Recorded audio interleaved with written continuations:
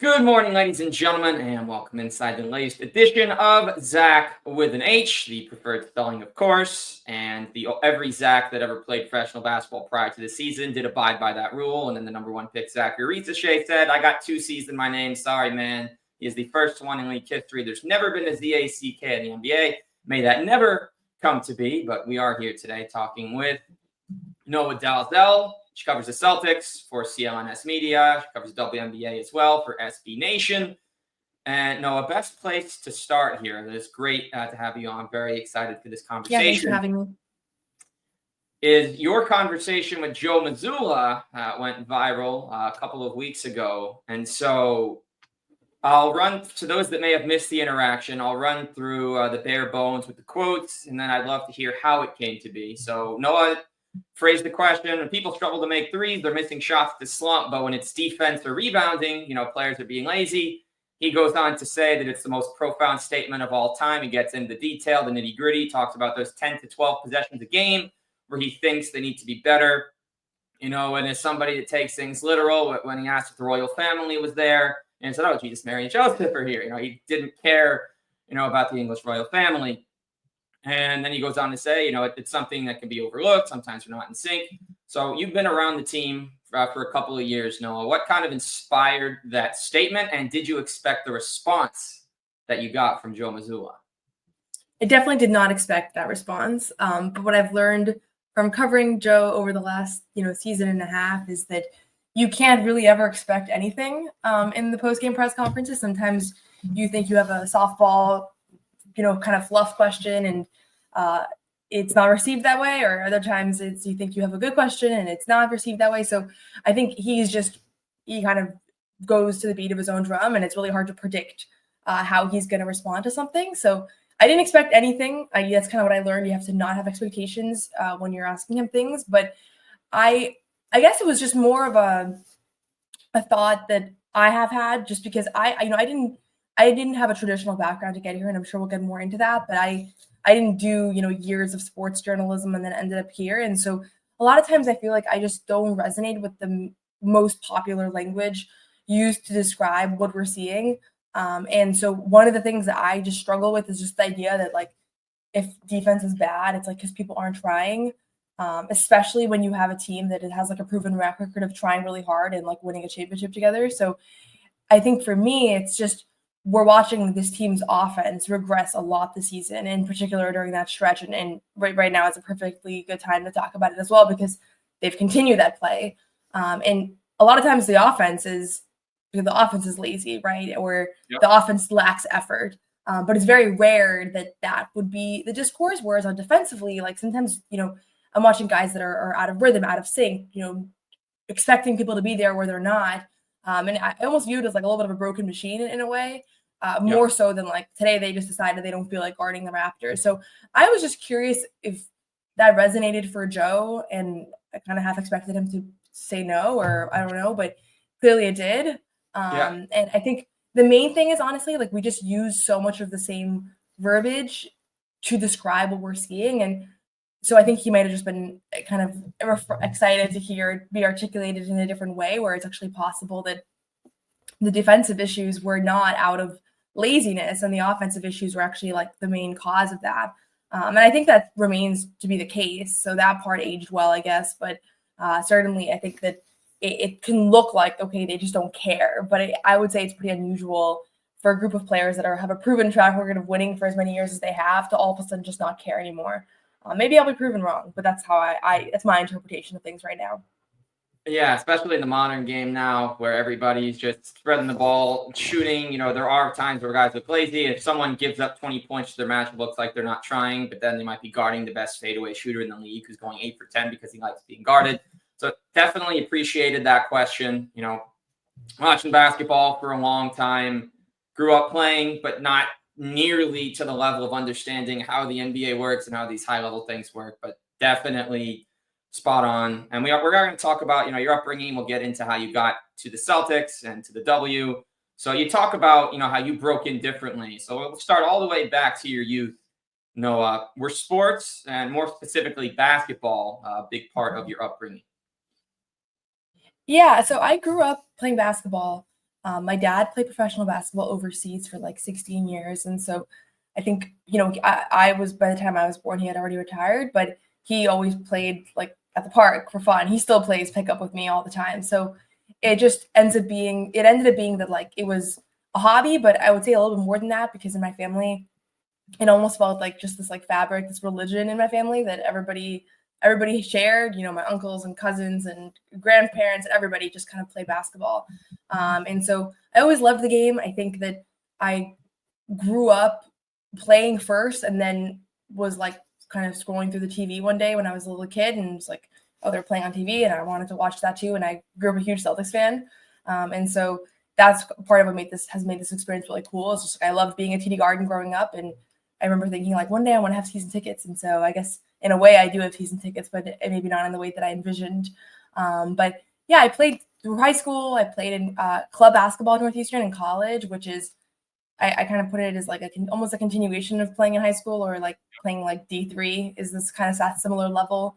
But I did it for 6 years because I did my undergrad and graduate degree at Northeastern, and you have 6 years of eligibility, and I love playing. So I said I'm going to maximize it. So I was like those college students that need to graduate and needed to leave their school program that you see. But yeah, I think it just has always been something that I've enjoyed being around. And so out of college, I was in a completely different field. I studied political science in college, and I was in environmental lobbying and was working on climate policy, and just miss being around the game every single day, and miss being around literally like the ball bouncing in the gym. And so started blogging about the Celtics and kind of found my way into this as a career. Yeah, shout out to the Celtics of growing up. Got a chance to talk to Mike Gorman back in 2007 because I happened to be in the same airport lounge as his wife. So I definitely have a deep appreciation of Celtics basketball. Also went to school in that Mass area, so watched a lot of Celtics games. The year LeBron, obviously, I root for Cleveland. A lot of my other pods about the Cavs, but everything with Celtics, grew up watching every Cavs game, all those Cavs Celtics games over the years, and then actually getting to meet Mike, who I'm sure, as you've seen, covering the team during his last season, one of the best, one of the coolest announcers, just the team itself. It's a great arena. The city loves that team. The Celtics are certainly a fantastic, squad to follow. And so you talk about being in that Boston area for a long time. And we go one more question back to your youth, and we're going to go full-fledged into your coverage of the team, which has, again, very enjoyable to follow from afar. What was the first career you wanted to have when you were a kid, before getting into everything that you talked about and climate policy and all that jazz? Yeah, I wanted to be a Celtics reporter. That was the first career that I wanted. I had a Celtics website that I ran. I didn't pay for the URL, so it had .weebly.com in it. And after every game, I would write what I thought went wrong, because this was during like their losing years. And yeah, I literally cosplayed being a Celtics supporter without having much insight or sources or anything. And then I think when I was in high school, I did a lot of sports journalism. I managed the sports section of my school newspaper and did a lot of, covered all the sports teams that I could find, did some stuff for my town paper, and then basically just looked into journalism as an actual career, talked to some people that were career journalists, and it just sounded terrible. Like everybody had gotten laid off a million times and got paid very little and had to write obituaries and write things that I didn't want to write, en route to writing what they wanted to. And I remember being like 17 years old and thinking like, this doesn't feel realistic. This feels like saying I want to be a famous actress. Like, this doesn't feel like you can just say you're going to do it and do it. And so I pivoted to something that I felt was more realistic and studied completely different field, and honestly kind of like moved on from it. Like, I don't think I thought about it for a while in college, just kind of had a normal college experience where I wasn't watching, 100 Celtics games a year and breaking them down in my head and everything. And then after I graduated, I just kind of felt like something was missing, and I kind of reconnected with that initial dream. But I wrote a story about this last year during the finals, but I applied for a job at Bleacher Report when I was like 13 or something. And I remember they emailed me back being like, you have no experience. And I was like, what? Like, I feel like I'd be good. And so now I do a daily show on Bleacher Report, and it's kind of a full circle thing. And so this now being your first full year, covering the Celtics, getting to do that full-time coverage, I'm sure that first of many steps in a dream coming true. But last year, you mentioned that you went full-time starting this past August. So how'd you kind of balance that first season with covering a team that was tops in the league, #1, dominating most of the conversations, with having to get all your stuff done during the day and making sure you don't miss any deadlines on either end?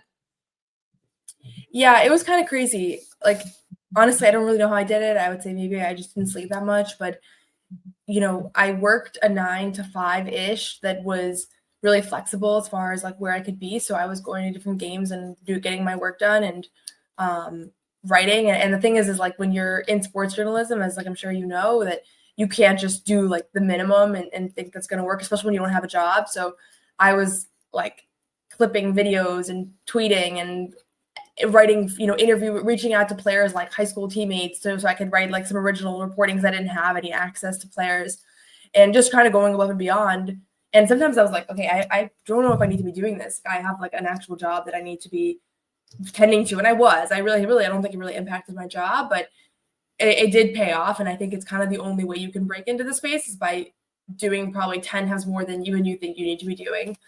Just because there's so many people that want to work and cover the team, and so many people want to do it. And so you can't just do like a 5 out of 10 effort. You need to do like a 15 out of 10 effort.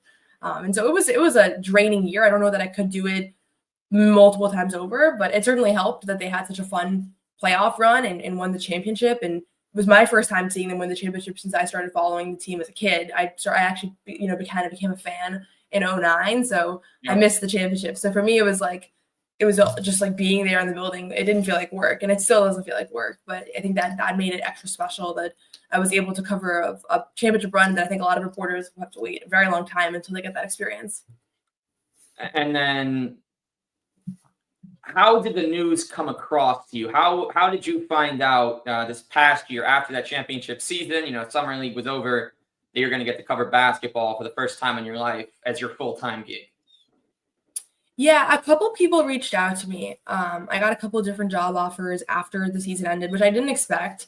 And I realized a lot of this field is less about scrolling through LinkedIn and like applying for jobs, and it's more about people reaching out and kind of getting, I guess, personal connections and that sort of thing. So that was like kind of what I took away from it. But I got a couple offers right after they won the championship, and I had to kind of weigh the pros and cons of them and figure out what aligned closest with what I wanted to be doing long term.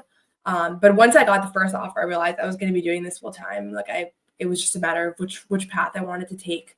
And I feel really lucky because I do think I benefited a lot from the team's success, because ultimately, like, it elevated my work. Like when you're one of the beat writers for a team in the championships, like in the finals, and the whole country all the basketball fans are now following your work for that span of time. Like I remember when the Nuggets were in the finals, I learned the names of all the Nuggets beat writers because I was following their work. And so it really does help you. And so I always kind of joke, like, I feel like you kind of ride their coattails a little bit too. And maybe that's why reporters are so mad when their team's playing poorly, because everybody wants that opportunity to be able to cover basketball at the highest level. And so it definitely helped me that they succeeded. I think there's some specific things that I did that probably helped me too. But once I got those first couple messages and first couple of job offers, I was like, okay, I'm definitely going to do this. And it's just a question of like how I'm going to figure out how to do this as best I can. I do want to kind of follow up on the part of talking about how it is covering a championship team, because for all the Celtics and Cavs and Thunder and Bucks and Sixers and Knicks of the league, the situations like the Wizards and the Nets, and just the Nets just lost by 59 last night. I think it's the biggest deficit since the Thunder lost by 71 3 years ago, which broke the Cavs' long record of losing by 68. So there's these terrible teams, tanking teams. They're throwing guys out that just signed with the team. You got what you pretty much call the 10-day situations. Guys fluctuate in and out. How do you think, and this is a hypothetical, but let's just say a couple of years down the line, you're still with the Celtics, the luxury tax kicks in, one of their guys goes down, all of a sudden, they're playing a lot of the backups, like Jordan Walsh becomes a full-time starter, and Kata's playing 35 minutes. I'm not knocking them because these are very good players. I follow enough of the Celtics, and many that do know that. But how would starting out covering a really good team kind of prepare you to maybe learn how to spin positives on a team that might end up winning 20, 25 games instead of 55 to 65 and being a perennial finals contender? Yeah, I think it's a new learning curve. Just like beginning this career and figuring out how to talk about the team, that was a learning curve of its own. Figuring out how to talk about a losing team is a learning curve of its own. I think there's two things. One is I do a post-game show after every game, And that's challenging because you have to think about what you have to say after a loss, after a win, and pretty much like right as the buzzer sounds, we go live. And so you don't have time to rewatch the game or think through things or, sort your thoughts or listen to other people's podcasts or whatever. So to me, like that, even just last night, like it's hard to figure out how to explain bad play, especially when you don't really know exactly everything that's going on. I don't even know if the players really know, right? So in a sense, I think the talking part is harder, like figuring out how to do a 1.5 hour show about a losing team without just being like, they suck or, they need to blow it up. Because to me, like that stuff, I just hate hearing that stuff. I hate hearing they're lazy, they don't care, this guy is a fraud. Like that language is why I wanted to be in sports media, is because I hated the way that I heard the game covered, and I felt like it was just a lazy kind of cheap way to talk about basketball. That became really popularized with the rise of like national media and the same couple talking heads like really dominating the discourse. So I think from a storytelling standpoint, you can find incredible stories everywhere, and as long as there's an audience, that's kind of the big key. But if you're covering a franchise like the Celtics, even in a losing year, there's going to be a lot of readers and there's going to be a big audience. So you just have to get creative. Like it's different stories, but there's always stories. I heard people say like it's boring to cover a winning team because all they do is win, and it's like there's not much drama. And now everybody's excited because the Celtics are down, so it's like there's something to write about. But I think there's always something to write about, whether it's off-court things, whether it's relationships. There's people in the organization that nobody knows about. Like, what about the security guard that's been working with the team for 50 years? Like, there's always stuff, and I think you just have to dig a little deeper when your team is bad. And like, for example, the Detroit Pistons were really bad last year. They had a great beat writer on The Athletic. I think his name is James Edwards. I think he's covering the Knicks now, but he's a phenomenal writer. And I would read all of his stuff. I don't care about the Pistons. They were really bad, but he just found ways to tell really good stories. And so I think it's just a challenge as a writer to dig a little deeper, but it also probably makes you better. So I'm sure I'll have that experience in the next few years at some point where the team is just not as good and I have to deal with that. And at the same time, I also cover the WNBA. So I've already thought about, if they are a first round exit, like I get to just kind of move forward and cover more basketball at a high level. So that's the nice thing about doing both, is that on the WNBA side, I'm not a beat writer. I cover the whole league. So I get to go to the finals regardless, no matter who wins. So I kind of get a taste of both of those experiences. And what would you say, Noah, you've learned the most about yourself in this space, covering it professionally? Yeah, I think it's just like always having to have something to say is a little bit of a challenge. Like sometimes I just want to be like, I don't really know what I think about this, but you can't. That's your job, is to have a thought, right? And so I guess I've learned how to think on my feet a little bit more, but also just accept that I'm not always going to be perfectly happy with what I say. Like when you're on air or on YouTube or whatever it is for 7 hours a week, there's going to be like 10 minutes of words you wish you could take back, and like you just have to be okay with that. And so that's something that I've learned to accept. And then also just like in press conferences and things, like I used to only want to ask questions that I knew for sure I wanted to ask and I knew how I wanted to articulate them, but you kind of just have to let go of this desire to be perfect or to be able to articulate your thoughts exactly as you wish. And sometimes that ends up panning out. Like that day when I asked Joe Mazzulla that question, I was trying to decide if I wanted to ask it or not for like the first 2 minutes of that press conference. I was kind of going back and forth. And a lot of times when you waste time, I don't know if you've covered a team like that where you're like, in the media room trying to decide if you're going to get PR's attention. But when you waste those first 2 minutes, a lot of times that's too late. Like you can't ask the question anymore because now there's already a queue of people waiting to ask. And in this case, pregame, there wasn't. But I've learned to just kind of like let go of, it's okay if someone snaps at me. It's okay if the fans are like, this was a stupid take, because you're just never going to be able to make everybody happy. And honestly, like developing a thicker skin is a big part of that.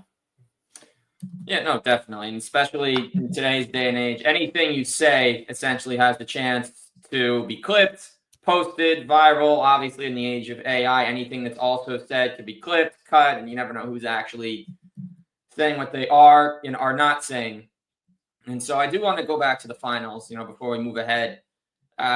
First season covering the Celtics, they win their first title in 15 years. They'd fallen short, obviously, a couple of years before, against the Warriors, dropping those last couple games. So how special was it, to experience this all in person and actually have a part in a team's championship and covering and kind of giving people things to read and think about that came straight from your minds growing up around this team before you got the opportunity to do this?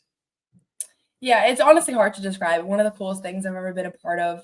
I think for me, I did think they were going to win all year because they were so good. But at the same time, everybody around me was kind of like, "You're so naive. This is your first season covering the team. Like it doesn't. They never end up winning, right? Because people that have been on the beat for 6, 7, 8 years have only seen them disappoint at the end.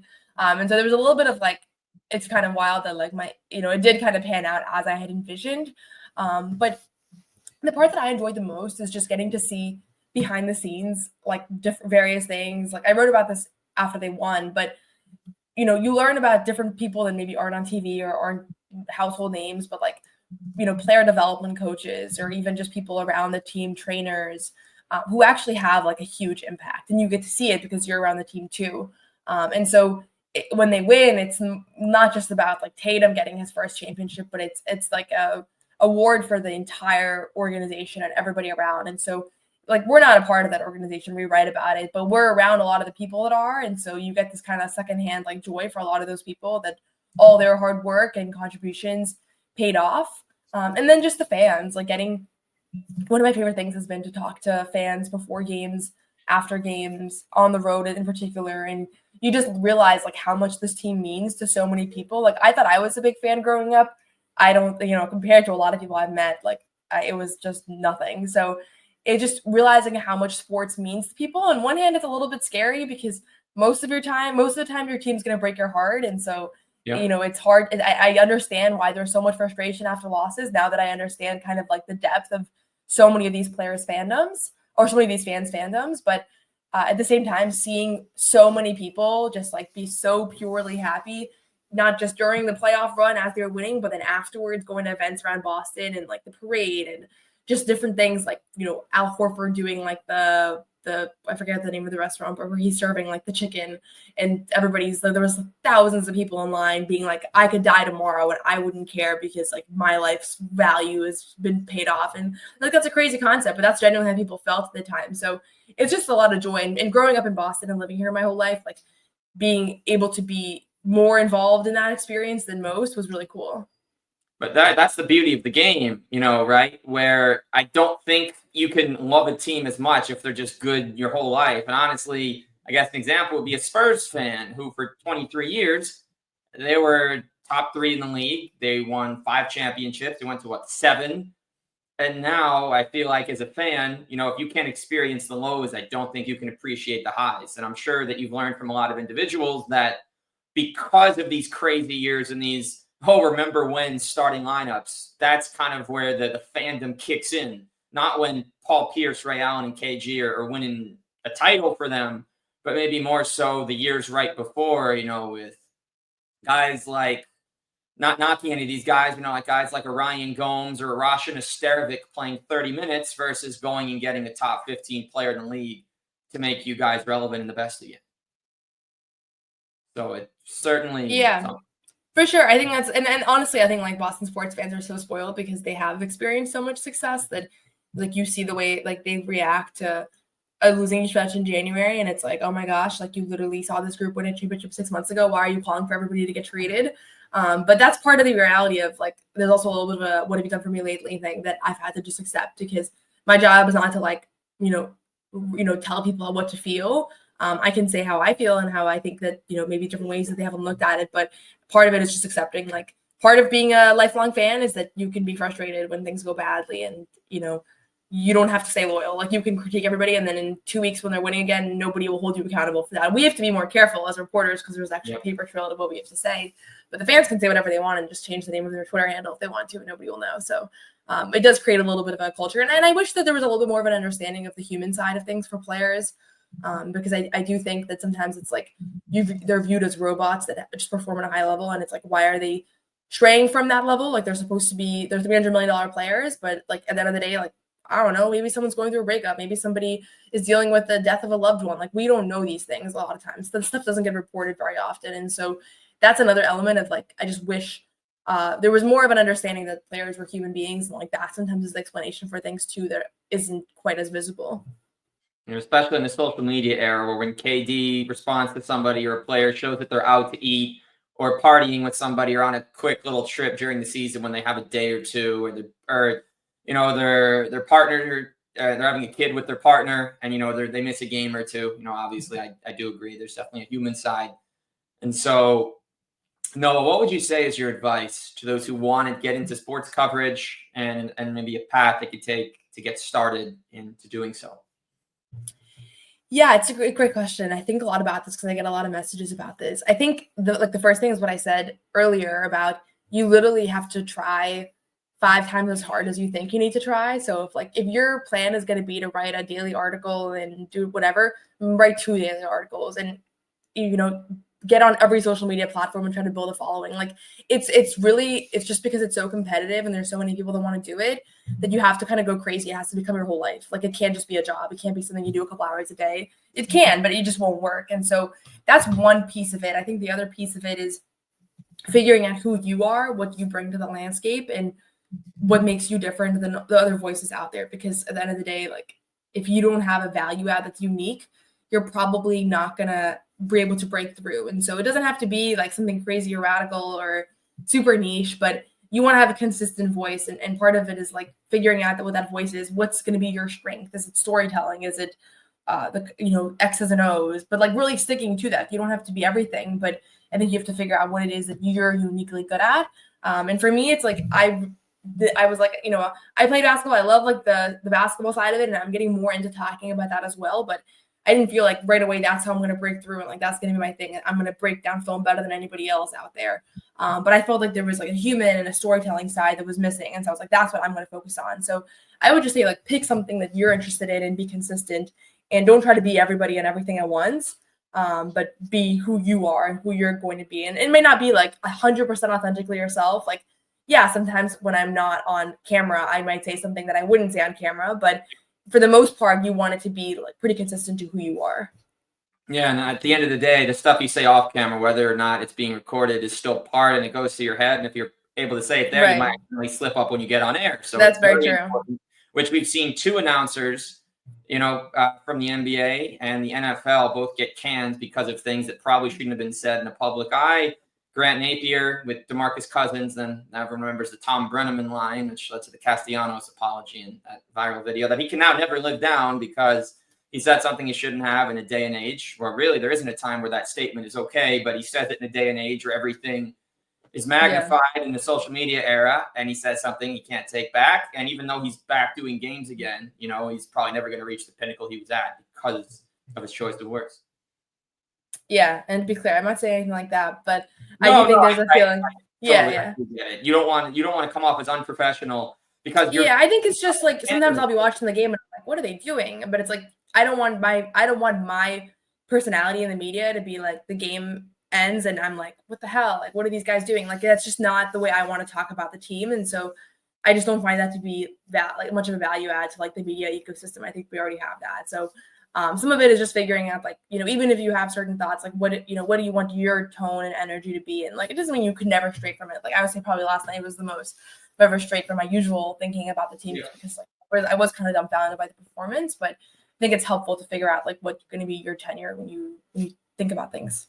Yeah, it's not just, oh, this guy was out. Oh, the refs were terrible. There's always a reason, I think, and I think you've probably learned this and known this for a long time growing up as a hooper, that there is always a reason that has nothing to do with the refs, that has nothing to do with anything being fixed or rigged or any of that. It's just one team was better than the other on this given night, and that's what happened. And obviously everyone hops on and wants to blame the officials or do all this, whether it's in writing, obviously, the Benedict Mathurin thing in Cleveland, Indiana the other night, for an example. But at the end of the day, right, the players decide the games, and whichever team is more cohesive and hits a few more shots will generally win the basketball game.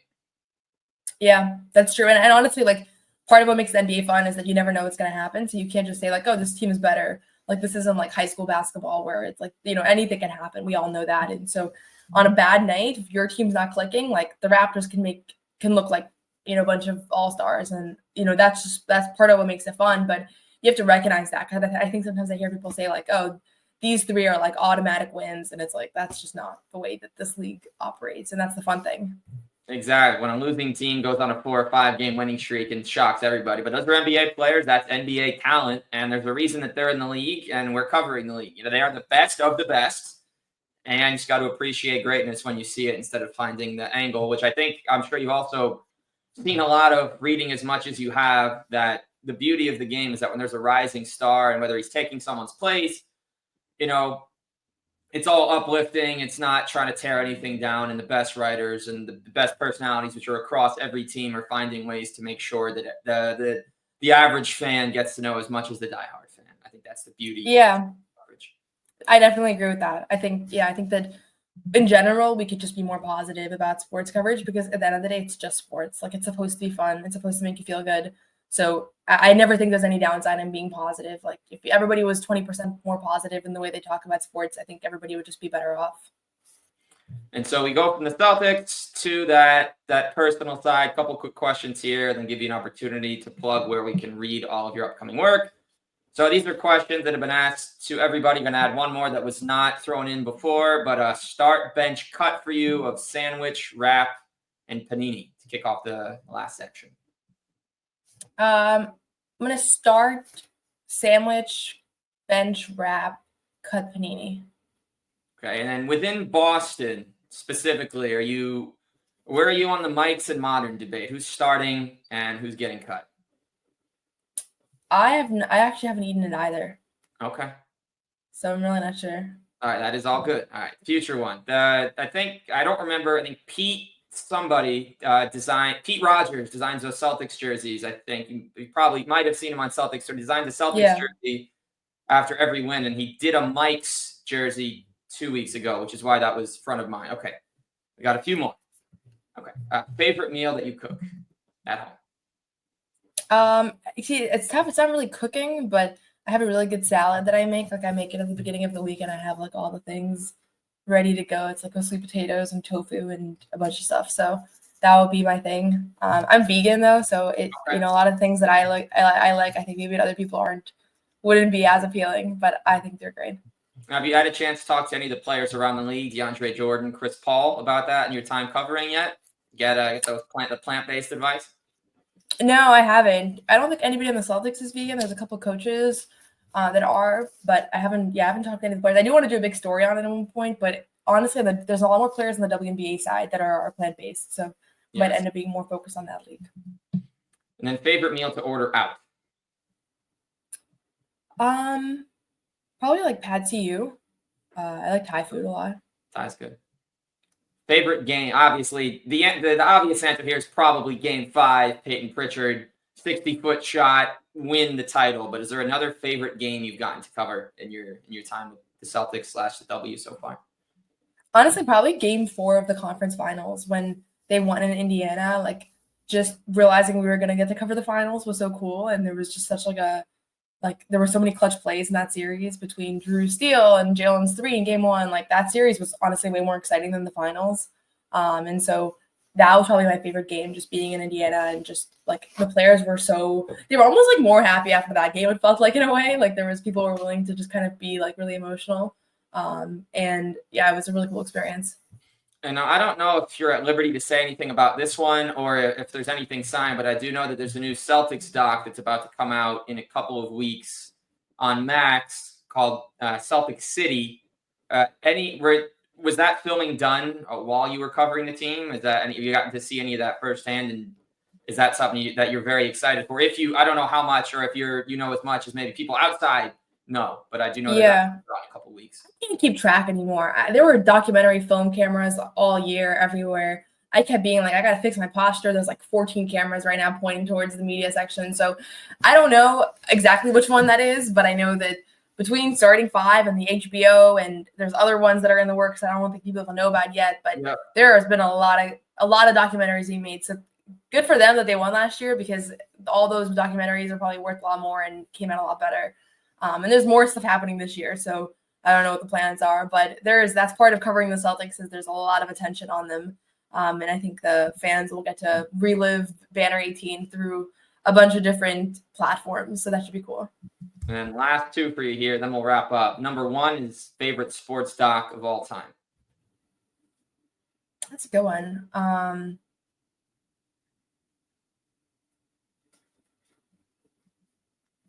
don't know.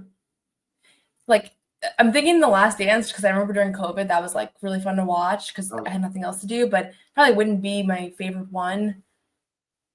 Maybe the ones that haven't come out yet. Maybe one of those would be cool. Yeah, I'm not sure. Okay. And then again, this is a take that I guess it's more of a fan question than a reporter question. But again, you don't have to answer this with certainty. And this clip will not be used. At least I will not be posting this clip. Anyone that's here, they're going to hear your answer. But this will not be posted as a separate clip on Blast. But the question for you here is, will this core, this exact core for the Celtics, in your opinion, win another championship? Catching me on a tough day here. This exact core, like So they have this starting the starting five essentially being all together, plus Pritchard, Hauser. You don't have to put Horford in there, except who knows how many years he has at his age, even though he still looks great at 38. I think they will. Yeah, I think they will. You never, like I don't want to say like guarantee or anything like that, Yeah. but because it's just we're seeing how hard it is to go back to back, and I don't know how many years they're going to have them. But if I had to pick right now, I think they will. Okay. And then appreciate the time, Noah. Great learning more about your career in basketball coming up, how it got started, the early Celtic years. And of course, the detail that a lot of people always miss is having a parent that works or is part of the game as their livelihood, all through their prime years, how much of an impact that can have on falling in love with the sport and the activity. So where can everybody, we talked at the top, CLNS Media, SB Nation, but where can we find all of your work and what's to come in the next few months of what should be a very exciting time for Boston, and then another great season of the W with Paige Becker's probably joining this year? Yeah, the best place is on Twitter /X or Blue Sky. So just my name, Noa Dalzell. I post everything there. But if you want to just follow CLNS Media on YouTube as well, or my podcast, You Got Boston podcast, that's on YouTube. So you can find that stuff there. All right, Noah, appreciate your time. Looking forward to seeing what's to come and what should be a very exciting next couple of months in basketball coverage. Obviously, from the Celtics to Unrivaled, and Unrivaled's lead into the W. Unrivaled now starting tomorrow. So it should be a great time for basketball. Thanks so much. Have a good one.